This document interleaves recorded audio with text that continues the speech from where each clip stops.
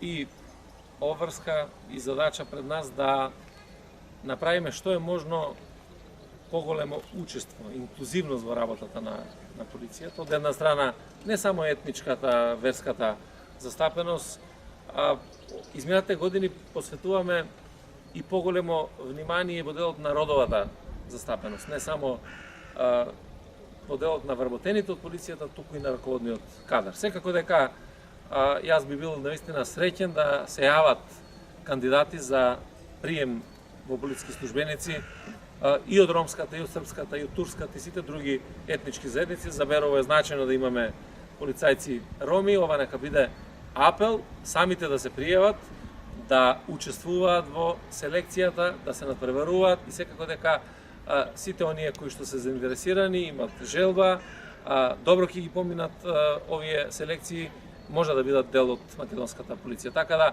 ова би било повеќе апел за да и самите се понудат, побараат и така натаму да бидат дел од македонската полиција, заради тоа сепак тоа е чест.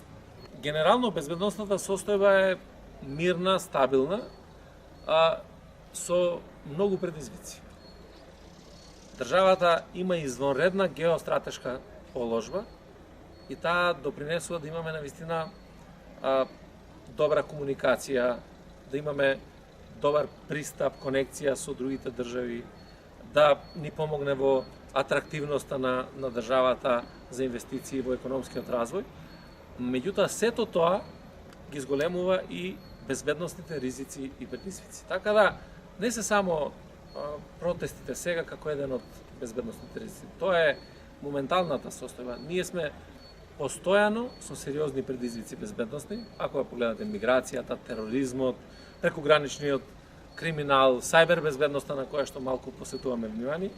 И од тој аспект сакам да знаете дека со сиот свој капацитет и Министерство за внатрешни работи и Агенцијата за национална безбедност работат се со цел да се сочува безбедноста, стабилноста на државата. Така да, мирниот протест е демократско право, највисока демократска оценка може да добие држава која што ќе го почитува оваа право. Јас апелирам до сите граѓани кои што протестираат, да протестираат мирно и достоинствено, до политичките субјекти да направат се, бидејќи тие се тие кои што креираат состојби, мислење и така натаму, да повикуваат на смиреност наспроти радикализација.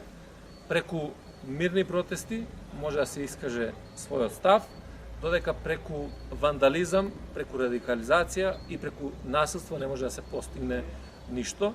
И посебно сакам да апелирам да се почитуваат полициските службеници, бидејќи полициските службеници се тие кои што ни ја чуваат стабилноста и безбедноста. Денеска можеби протестираме заради некаква одлука и тогаш кога протестираме, меѓутоа и утре е многу важно тие полициски службеници да бидат на висина на својата задача, да бидат здрави, да бидат во можност да ни обезбедуваат безбедноста на сите граѓани. Така да, апелирам до сите да бидеме на висината на својата одговорност, а институциите се тука секако да направат се мирот, стабилност и спокојот на граѓаните да биде гарантиран.